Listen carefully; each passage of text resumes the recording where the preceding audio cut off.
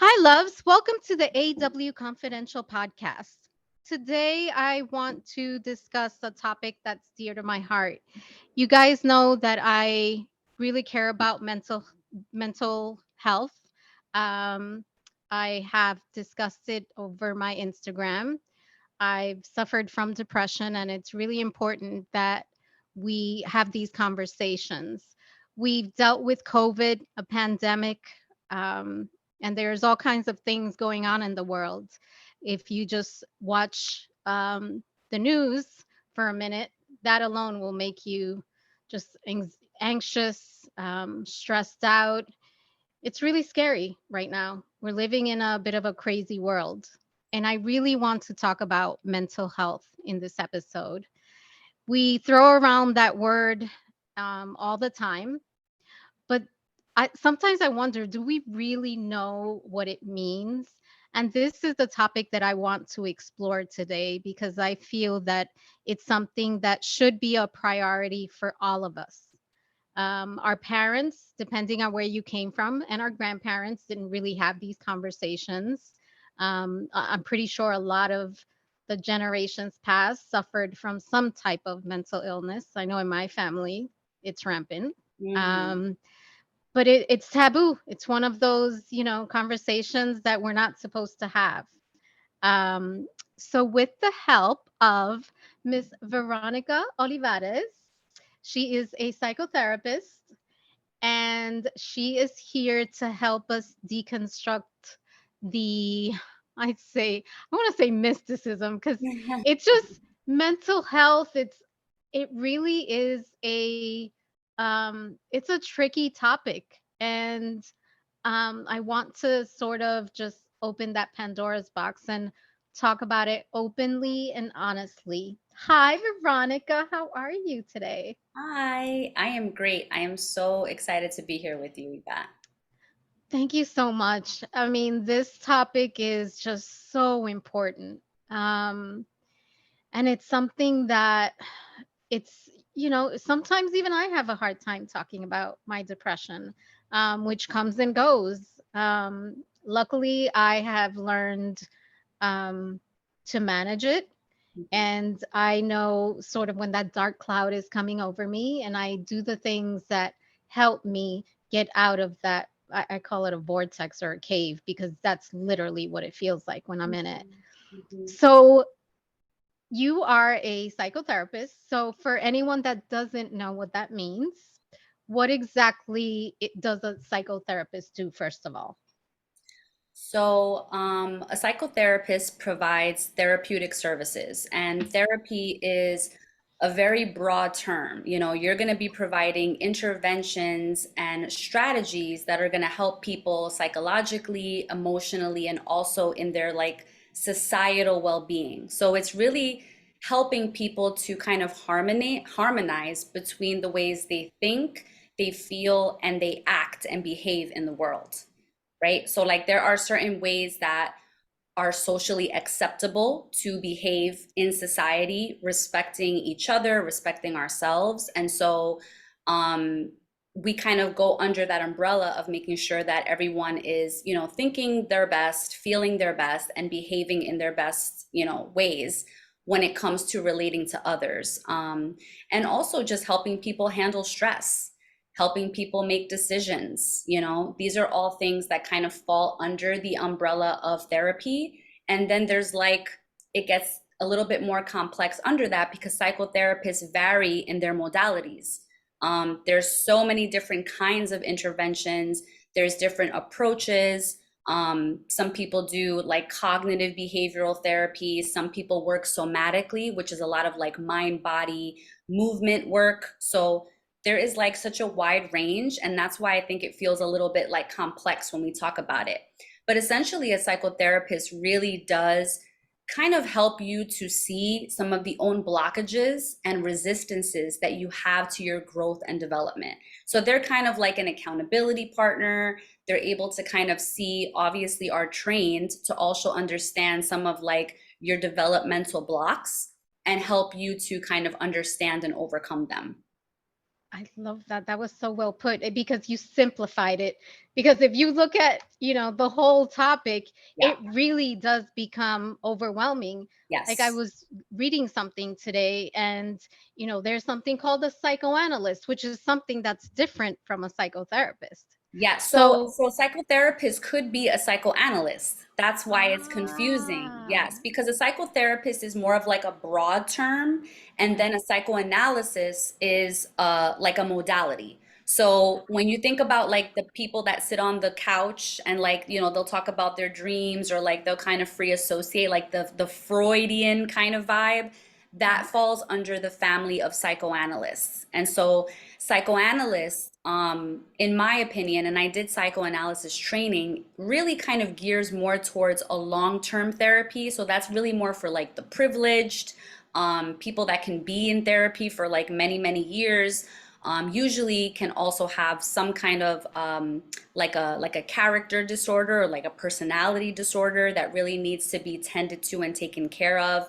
Um, and so, yeah, that's like a specific form of a psychotherapist. That's why it's ah, complicated. well, no, you really helped with your the way you broke it down. So one of the things that we've talked about is that we use this term mental health, Yeah, but what it, and it it's hard to simplify because there's so much involved. But it is. what is mental health? Is it, just, I don't know, going to, if you have depression or you have stress and you go and you speak to someone, what falls under mental health? I think that you can look at it and maybe kind of juxtapose it next to mental illness. So, mental health is really going to be, like I stated before, a harmony between how you're thinking, how you're feeling, and how you're acting, right? You can say that you want to treat people really great, but you could be behaving outside of that, right? So then that can kind of be a kind of like a signal to be like, I need help. Like, I know that I want to be a better person, but I'm really acting out all the time towards the people that I love. When you're thinking about mental illness, this is going to be more of this approach and lens from a clinical perspective. So if you are clinically depressed, many times this can look like you're not able to do the things that you can normally do in your regular life. So, you're not, taking care of your hygiene, you're not being able to get to work, you're not able to get out of your house.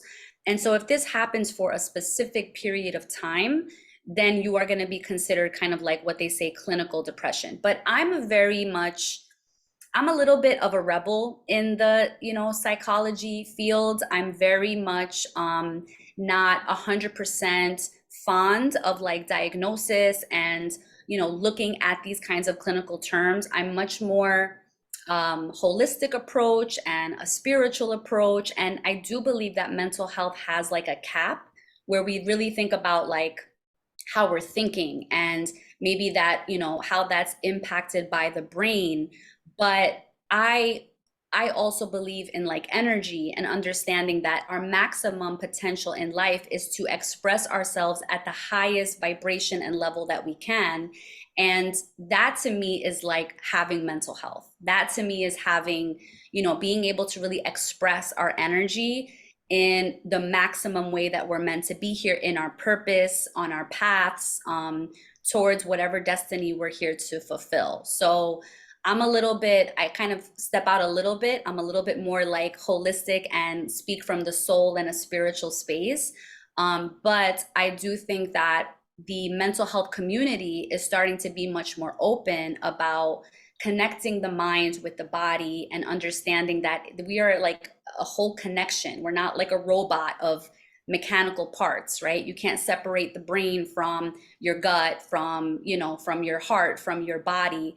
And so we're moving in a new direction also. So typically in the traditional sense, it's very much like how you think, how you feel, how you behave. And that's what we take care of. But that's a lot. Just in that, right? That's a Well, lot.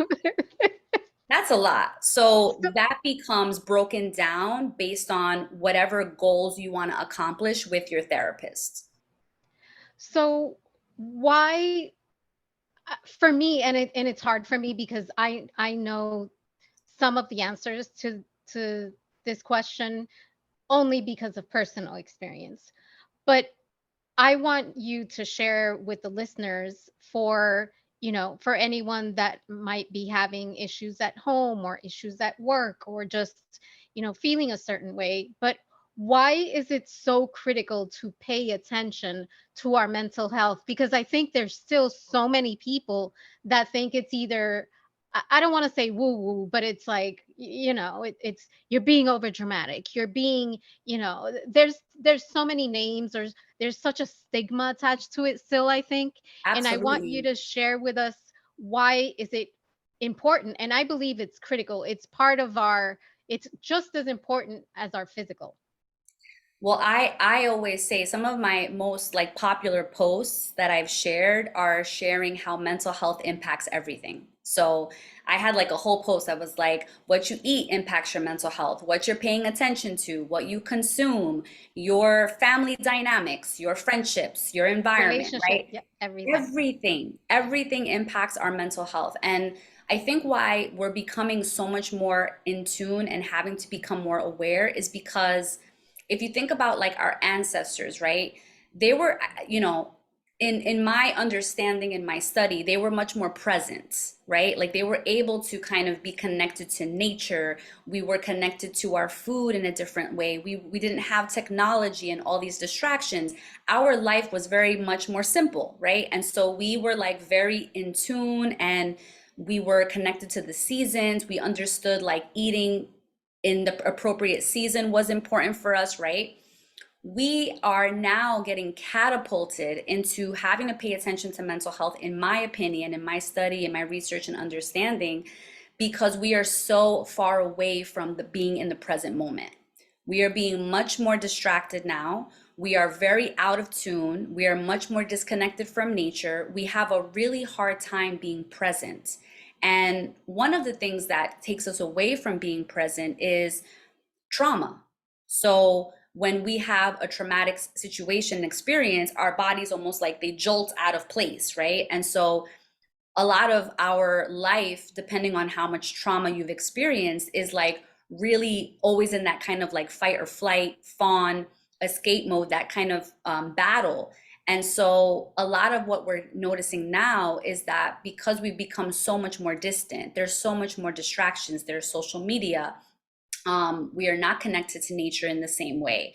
We, in at least in New York, New Jersey area, you have access to all kinds of food from all kinds of places, and so we're not in tune with the rhythms and the cycles that we've usually been in tune with. And so I do believe that we're kind of getting a call, more like a yell, like a scream, to come back to ourselves and to understand the importance of stillness, the importance of cycles and seasons, and that there is a time to work and get things done, but there's also a time to like retreat and rest. Um, and I think, you know, really that is why it is such a priority right now, because we have so many things that are in our face that are keeping us away from being with ourselves.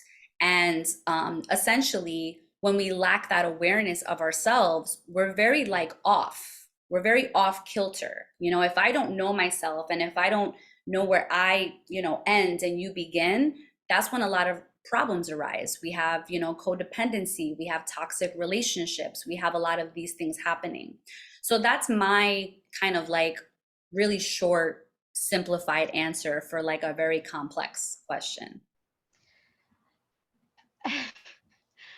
Okay, yeah, it definitely, it simplified it, because I think there's so much to this topic.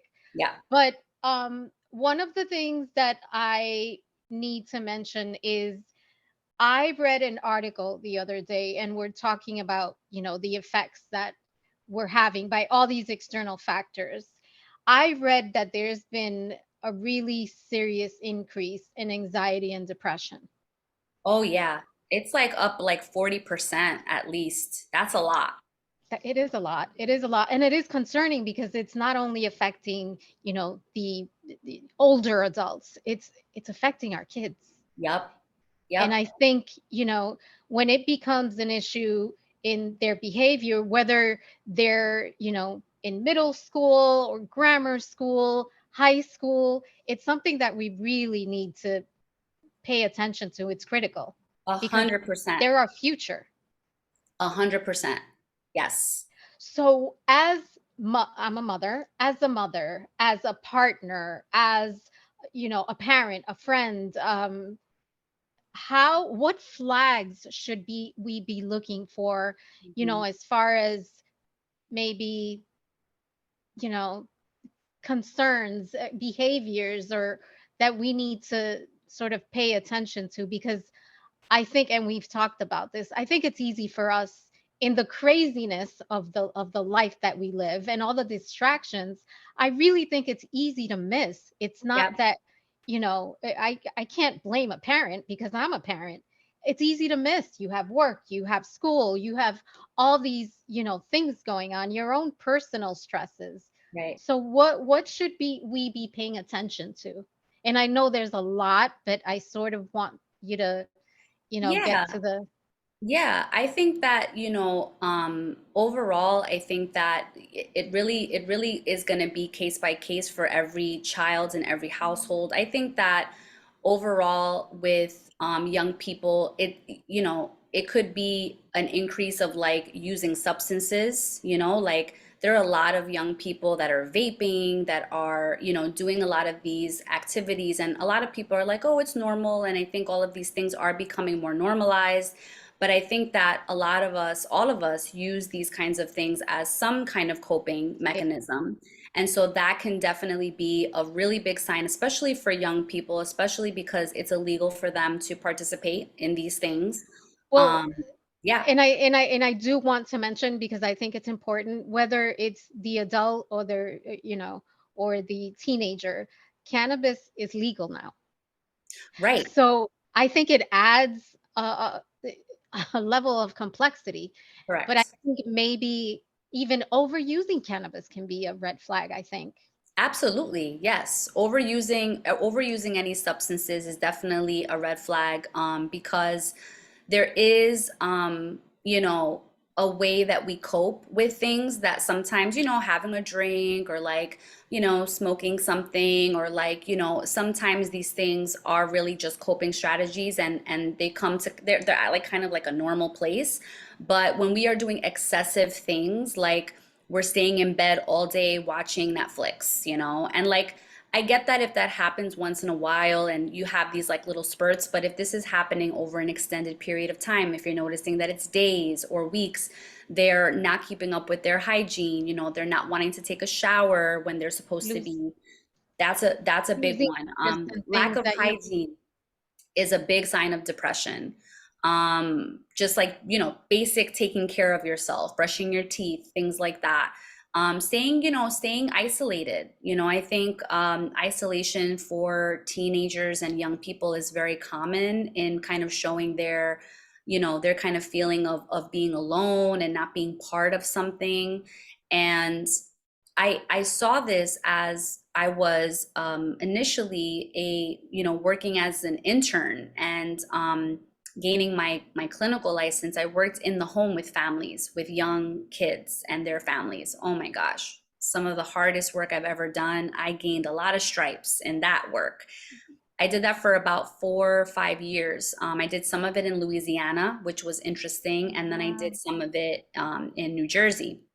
And I noticed just how sick these young people were, also because of how sick I saw their parents, you know, um, just their own emotional health struggles, their own mental health struggles, and not being able to tend to it, right? Like not having the privilege or the time or the money or whatever it is. Resources, yeah. Resources, absolutely. And so that's why I ended up developing like classes and courses and groups to help women, because I was like, well, women are a whole community onto themselves. Whether you're a mother, an auntie, you're taking care of elderly parents, your grandparents, like women are, my coach says, a full circle, a whole circle, and a community unto themselves. And so I developed some education materials, because I realized a lot of us struggle just because basic education about ourselves, right? And creating group and support around that education was really helpful for women. It decreased their anxiety. I've studied this. I've been doing my own research, decreasing their depressive symptoms. And, you know, I saw how powerful parents were impacting their children. You know, like children want to see their parents happy.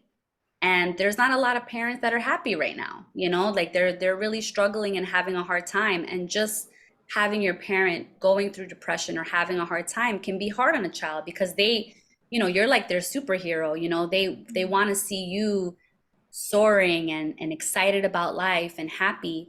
And a lot of times parents give a lot of attention and energy to the negativity because that's how our brains are wired. You know, we're making sure that we're like fighting threat and that we're safe, but we don't give that same energy to celebrate. We don't give that same energy to onto the positive side. And so a But lot we're of always on to the next thing. It's like correct, you can't enjoy that moment, that joy.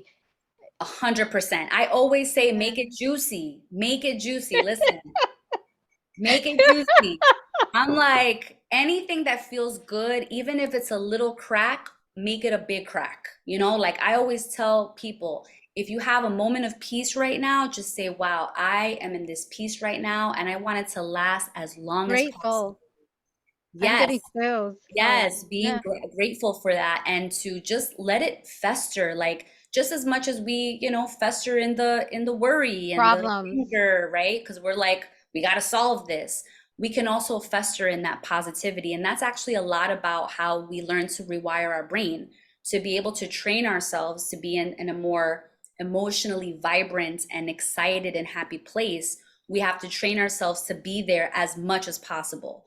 And so what happens with our children is that they see us giving a lot of that energy to the problems and the problem solving and the things, and they're really, just spiritually, energetically so, enlivened by life and have a different, connection to things. And we don't tap into that enough with them. So, I think that when you see them kind of like losing that light, losing that spark and really kind of coming in, that is really not like, that's really not how children are.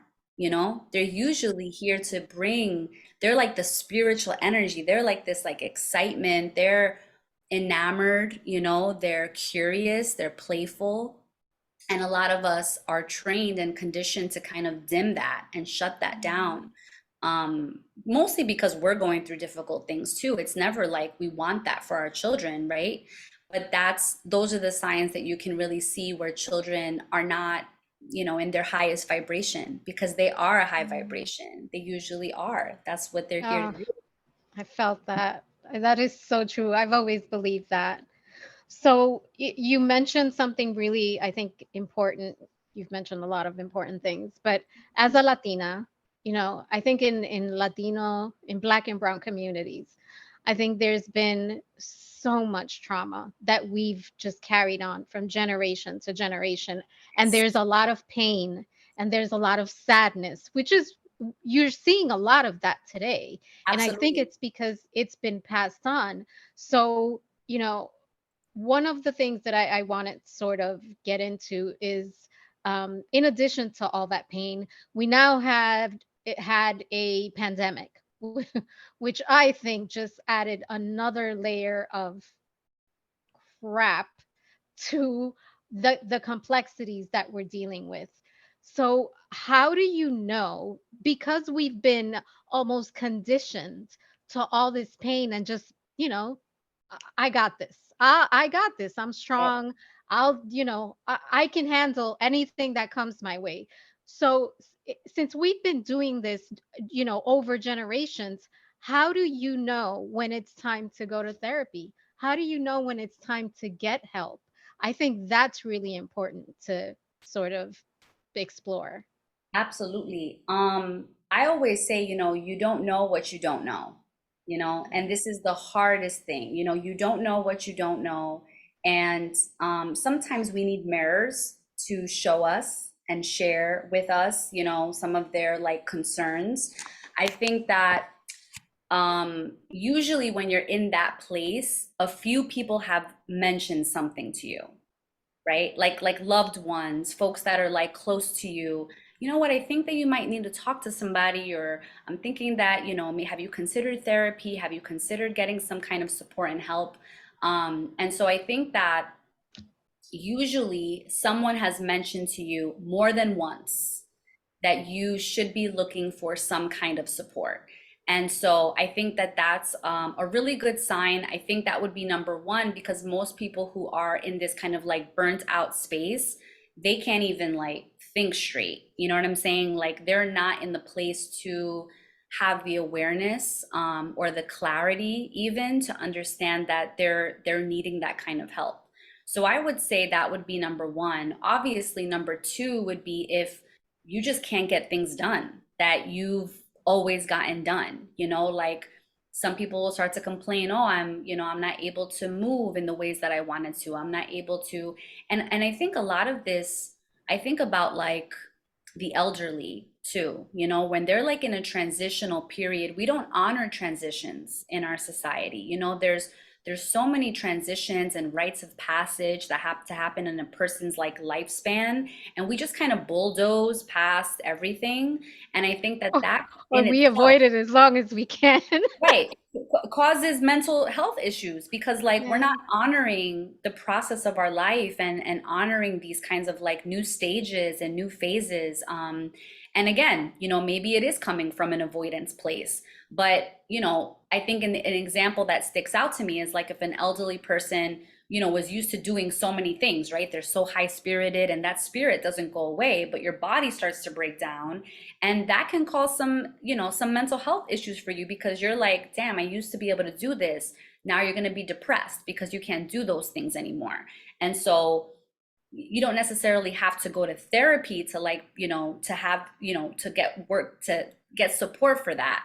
But you can have an acknowledgement, right? Of like, I'm in this new transition in my life, and I want to be able to have this kind of like, maybe like a ceremony, or like some kind of activity or event with my family to like sit here and say, okay, this is like a new stage of my life, and I can surrender to this and feel good about this. But that's, I think, some of the things that pop up to me when I think people, are getting to this kind of like burnt out stage. If you can't get things done that you used to do, and if a few people have been telling you the same thing about getting support, That's a you should be sign. getting support.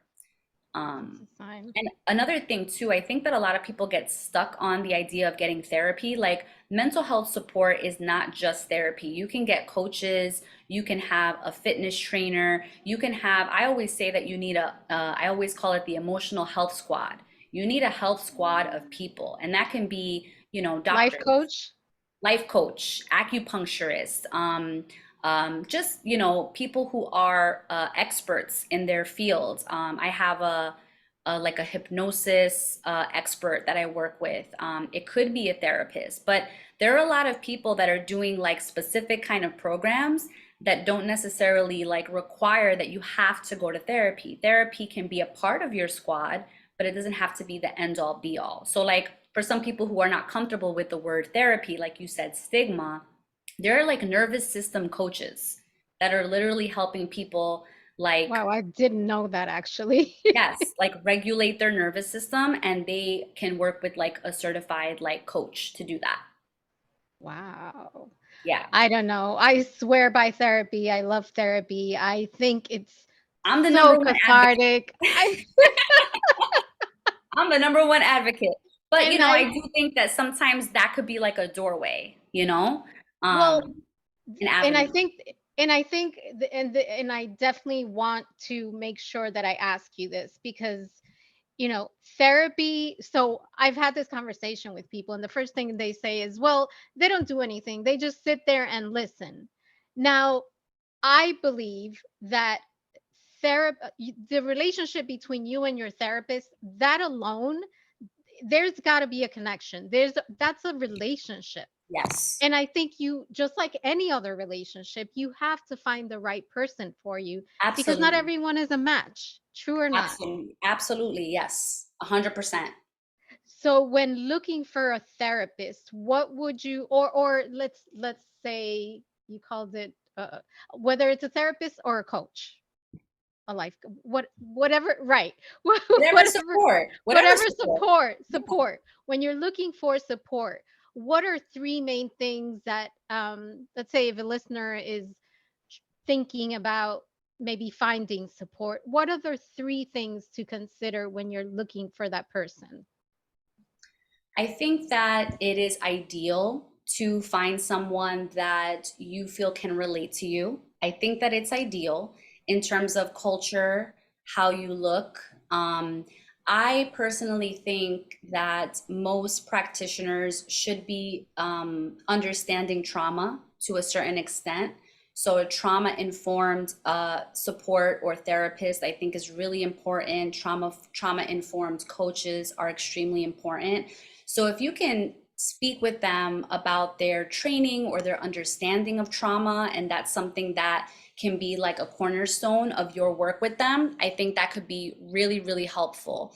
I don't think that you can't have an effective therapist that doesn't look like you. I do believe that there are many therapists that, have a different background of you or culture from you and can still be absolutely effective and amazing at helping you build trust with someone else, And I'll, helping you gain tools, right? yep, absolutely. And I've had both a Latina therapist and I've had a Caucasian therapist, a white Okay, therapist. okay. Now, that therapist, she literally, I always say this, she saved my life.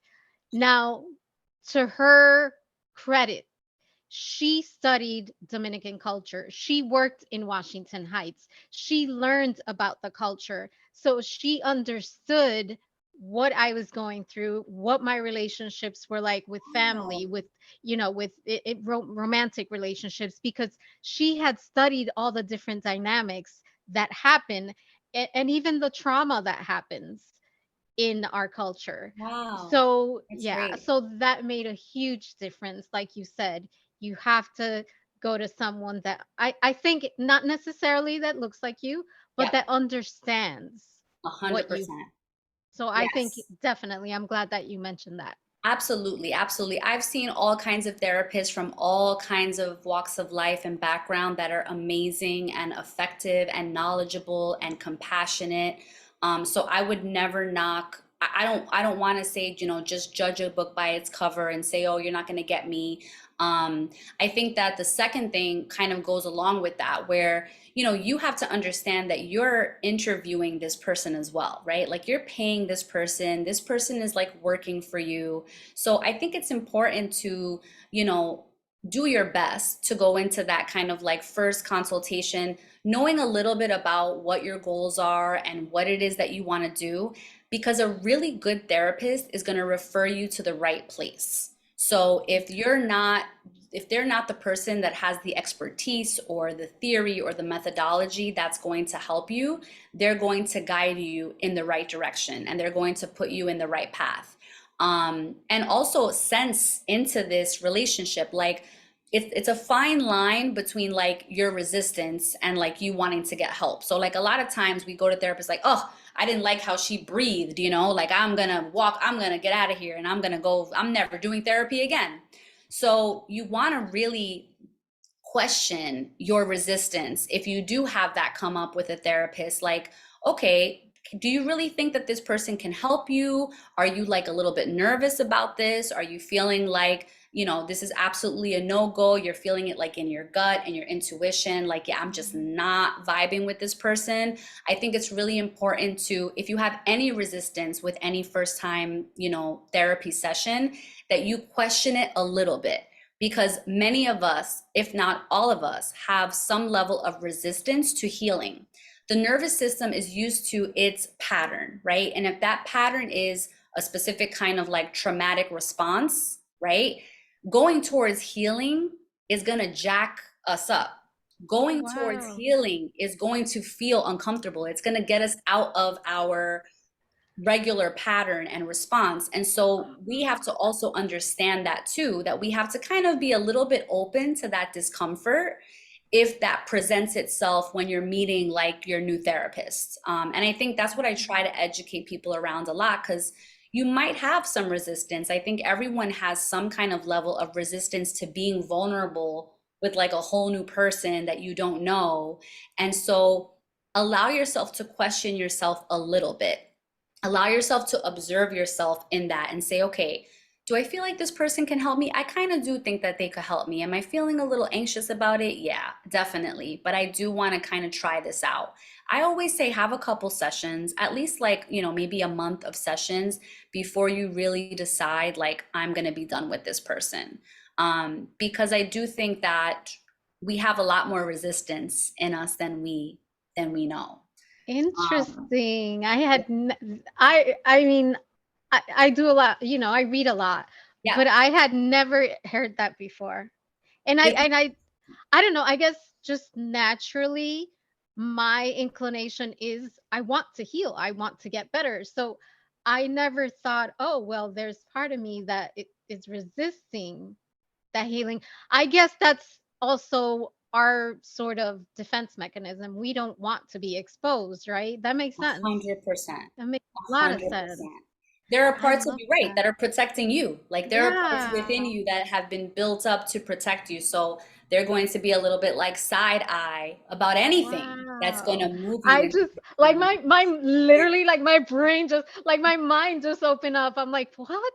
Yeah. I really never thought that. I Yeah. never And thought about it. this is I think just my experience, being a therapist and like seeing people's process and like how they struggle with themselves. I think the last thing, which I think is also really important, and a lot of people, I think, I don't know how comfortable they feel doing this, but really, again, it goes kind of alongside the interview process of the therapist, like really checking in with the therapist, like, what are your self-care modalities? Like, how do you take care of yourself? Oh, Do wait, you, wait, no, wait a minute, because yeah, that is my last question for you. yes, yes. I'm taking your question. I love that. I'm So taking your this question so you're saying because this is actually a question that you should potentially ask? absolutely you can ask that. Wow. Absolutely. I have, I think that I love when clients, really want to, they're being very proactive and very like involved, right? And engaged in their healing. If I go to a therapist and I have a therapist and I know they have 70 clients that they see people, 50 times a week or whatever the case is, versus a therapist that has maybe like 20, people that they see or whatever, then I'm going to kind of have an idea of like how busy they are, how accessible are you going to be if something happens or I need to change my appointment. What are some of the things that you do to take care of yourself? Because I do think that for a really long time, no one's really challenged or talked to therapists about our self-care. I think we're told to have self-care and we're like 100% like told to have self-care, but in terms of actually implementing that, like even in our trainings and in our schooling, it's not really like at the forefront. It's not really a priority. So like you as a practitioner have to build your boundaries and your health yourself. Like whether you're in private practice or you're doing community work or you work in a group practice or a hospital or whatever the case is, you are building your self-care. And I think it's really interesting going back to what you said about someone saying, oh, they just listen to people, right? Like that's just all they do. There is an energetic exchange that happens. And this is what I talk about with my students who are social work students going towards licensure. This is not a regular 9 to 5 job. You are not going in, clocking in, listening to people. This is an energetic exchange. You are getting dumped on all of the traumas, the Oof, emotions, all of the that things. chills. You are walking away from that with all of this stuff. I always say this to my students. We are in the business of releasing. We have to be in the business of releasing. When you get out of your sessions, what are you doing to decompress?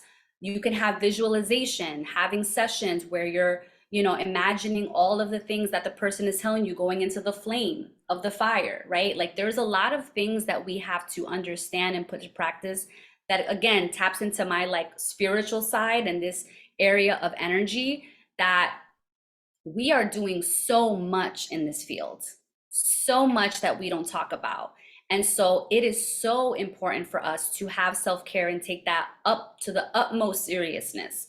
So when a client asks me how am I taking care of myself, you Well, bet, that is one of my questions. So, 100%. what do you do to take care of yourself? Because Oh my I'm goodness.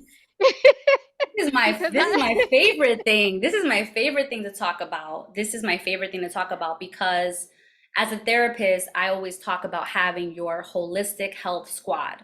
And what I mean by that is, do you have places where you're tending to your mind, you're tending to your body, you're tending to your spirit, right? And I personally, I have a therapist. I'm an EMDR specialized therapist.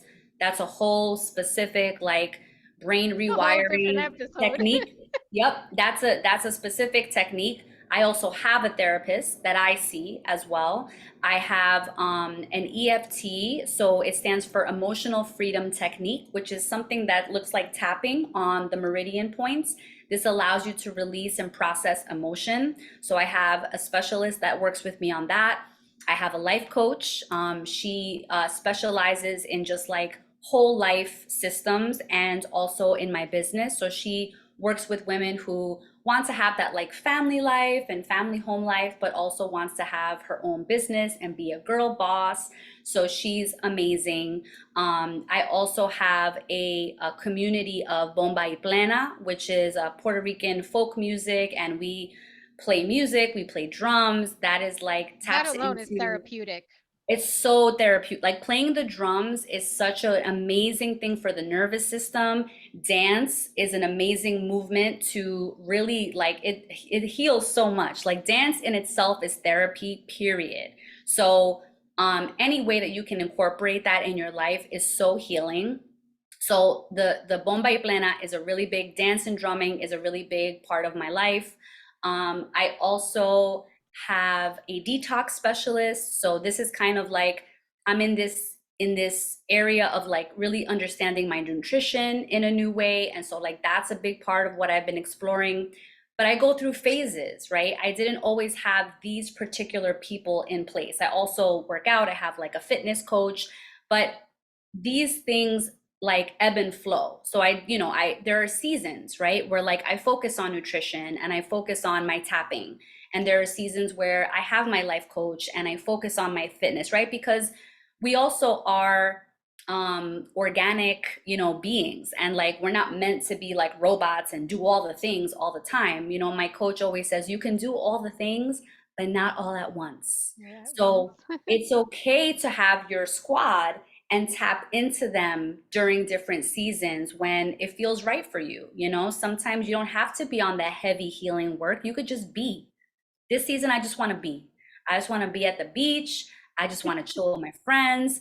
I want to, like, spoil myself, eat the way that I want to eat, do whatever I want to do. And so there are opportunities to kind of ebb and flow with our healing work. And so I'm big like on my support squad because, girl, I don't know I what I love would do that. I if I love did that. not have all of these people in my corner. And then obviously your family is a support, right? Like really understanding boundaries with certain, folks in your life. And The family can be friends, like your community, your village. Absolutely. Absolutely. Family and your friends can be the relationships that you choose to keep around that support you. And that's really important. I think that's all of those things feed me. And I I love take it that. very seriously. And I'm very Me big. I too. don't have a really big caseload. I know that that's not a popular thing for therapists. Therapists hearing this are going to be like, but for me personally, I know myself. So I honor myself. There are other people who can take on that kind of energetic load more, and I commend them for that. I think that's amazing. But for me, I like to have a small caseload and work with them very intensely and very intentionally, kind of like zooming really into them. And so that's how I work. Wow. Thank you for sharing that. So, I love to end our interviews Yes. with a message for our listeners. And there's just been so much information that you've been gracious enough to share. We're gonna have to have you back because Yes.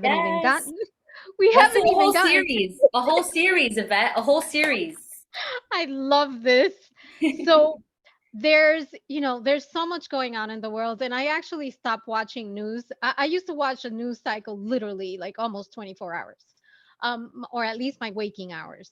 And there's so many people that are suffering in silence. There's so much mental illness out there. And I just want you to share a piece of advice for anyone who is struggling in their life right now in silence, because I think there's a lot of people out there who are not just, they're not saying anything, or they can't get the support they need. What would you say to those people? I will say that, and this is from personal experience and experience with my clients. The moment, literally, that you decide that you want to heal something, anything, that you want to feel better, that you want to move in that direction, every single cell in your body becomes in cahoots with you. Every Oof. single cell starts to be like, oh, we doing this? Okay, listen, mama said we're going in this direction, and it starts to move in that direction. And that is so important for us to remember that we are the leaders and the creators of our life. The minute that we want to heal, everything in the universe starts to move in that direction, including every cell in your body. Every cell in your body is looking to you for your next move. It's looking to you, what are we going to do today? Are we moving towards health, or are we moving towards harming ourselves? And they're going to follow you. So you can just decide that. You could just say, today I'm starting over. I want everything to move in the direction of health for me, even if it's slow and even if it's steady. And you will already begin that process. Mm, that is so, so true. Oh my gosh. We can get into a whole conversation about that. Yes. But before, I don't want to let you go without you sharing with everyone, how can they find you, any workshops you're doing, any resources that we can share with everyone? Absolutely. Oh my gosh, I have so many resources. So my Instagram handle is at Medicine Within, and my website is thecreativetherapist.org, O-R-G. So I'm open to helping people with anything. If they're needing a therapist, they're looking for guidance, they can always tap into my email, and they'll be able to access it through my website. My email is also thecreativetherapist@gmail.com. So if they have any general questions, they can send that to me. I can be found also on my Instagram handle doing some women's wellness groups. So I'm doing this kind of series of just helping women connect holistically to their emotional health. And this is an open group to anyone who wants to kind of pop in or pop out. Space is limited because, it's an intimate space, but anybody can join, any woman 18 plus, and they can get that link on my Instagram handle as well, or they can just email me for the Zoom link. It's all virtual, so people can, tap in from wherever they are. And I'm gonna probably be doing these throughout the summer. I might continue doing them, but I'm doing them weekly on Mondays at 9 o'clock right now. And also, you can stay tuned because I'm going to be starting an emotional health 101 course in the fall, which I'm really excited about. And this is kind of Oh, I like love that. a process, it's a program to help you kind of like step by step work towards emotional health, really get the education that you need, give you practical tools in the form of a class, but also with peers and getting support throughout that process. Yeah, so it's kind of like a semester course. We're gonna You're just busy. share stuff. Yes, I am. I am, but I love it all. I love it all so much.